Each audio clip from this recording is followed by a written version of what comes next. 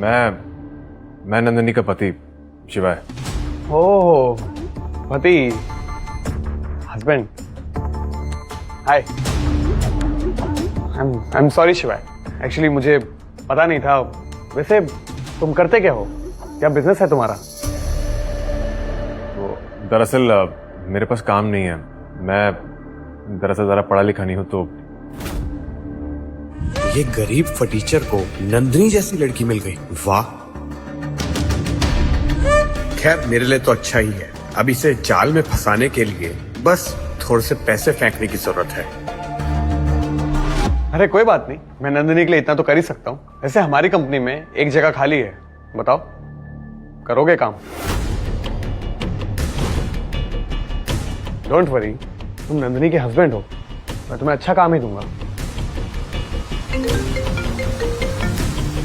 Oh shit, I am so sorry Nandini, मेरी एक urgent meeting है, मुझे जाना होगा। मैं तुमसे कल मिलता हूँ। बाय।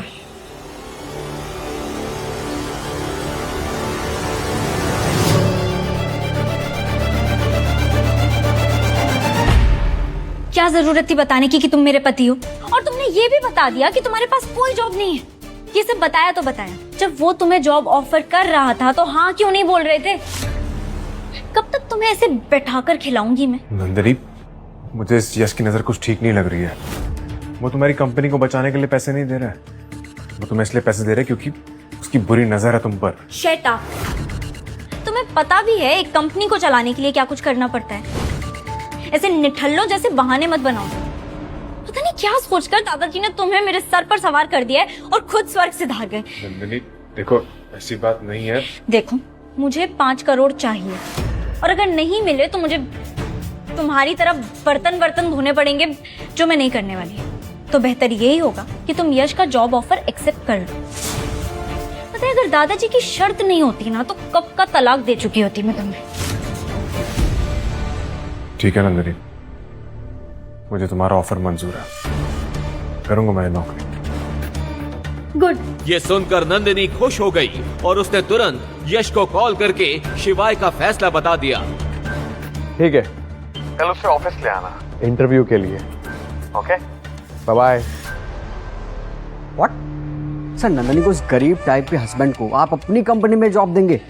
क्या रेपुटेशन रह जाएगी हमारी? तुम्हें क्या लगता है कि मैं यूं ही किसी को भी सड़क से उठाकर अपनी कंपनी में रख लूंगा? हमारी कंपनी कोई धर्मशाला है क्या? वैसे हमारी कंपनी में टॉयलेट साफ करने वाले की जरूरत है ना? समझ गया सर। अगली सुबह नंदिनी शिवाय को लेकर यश के ऑफिस पहुंची। रास्ते भर नंदिनी शिवाय को इंटरव्यू में कैसे बात करनी है ये समझाती रही।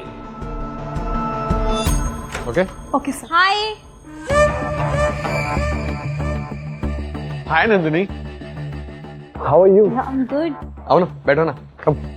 हे wait, Menaka listen. Yes sir. Shivaay को बाहर लेके जाओ और फॉर्म फिल करवाओ। आइए। एंड लिसन, बाहर जाके सबको बोल देना कि मुझे डिस्टर्ब ना करे, मुझे नंदिनी से कुछ पर्सनल बात करनी है। Got it? शिवाय को ये सब देखकर चिढ़ हुई, लेकिन नंदिनी के चलते वो चुप रहा।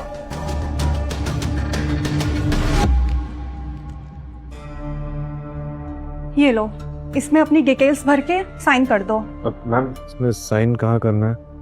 अरे अनपढ़ हो क्या, दिखता नहीं है? यहाँ पे साइन करना है।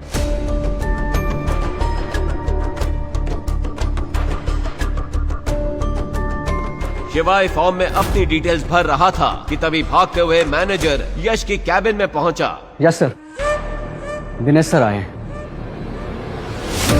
यश के चाचा जी दिनेश एक एक्स आर्मी मैन थे और अब उज्जैन के सबसे बड़े बिजनेसमैन में से एक थे।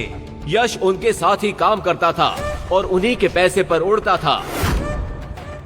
नंदिनी, हमें चलना होगा, चलो।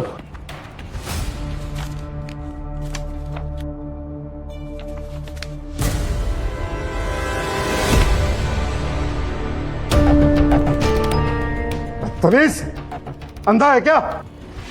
Sir, I am so sorry, मैं बस यहाँ एड्रेस पूछने आया था, मैं निकल रहा हूँ, सॉरी सर। दिनेश शिवाय को पहचान न ले इसलिए वो जल्दी वहाँ से निकल गया।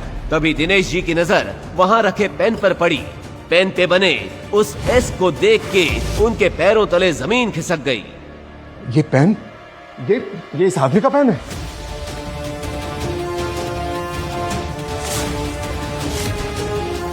मिस्टर शिवाय 3 साल से कहा थी हमारी कंपनी खरीदने आए थे क्या? क्या कंपनी खरीदने? उस आदमी को देख के आपको ऐसा लगता है कि वो एक समोसा भी खरीद सकता है? द रियलिटी इज कि वो मेरी फ्रेंड नंदिनी का हस्बैंड है।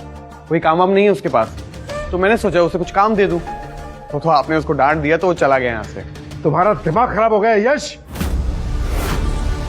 इस पेन को देख रहे हो, इस निशान को देख रहे हो?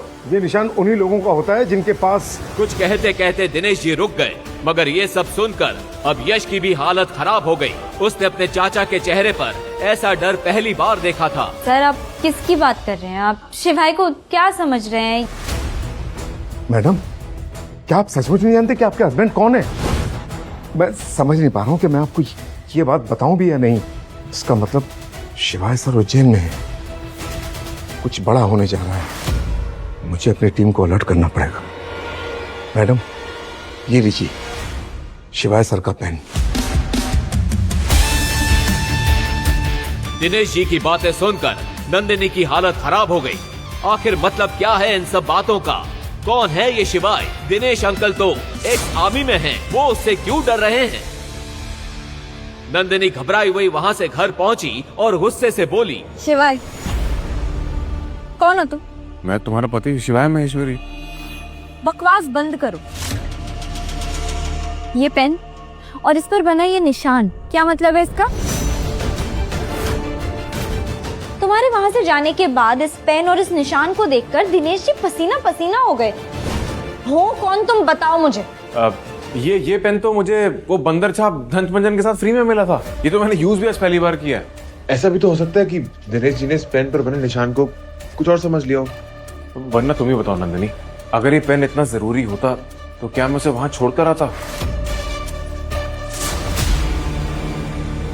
तभी नंदिनी को किसी का फोन आ गया और वो वहां से चली गई।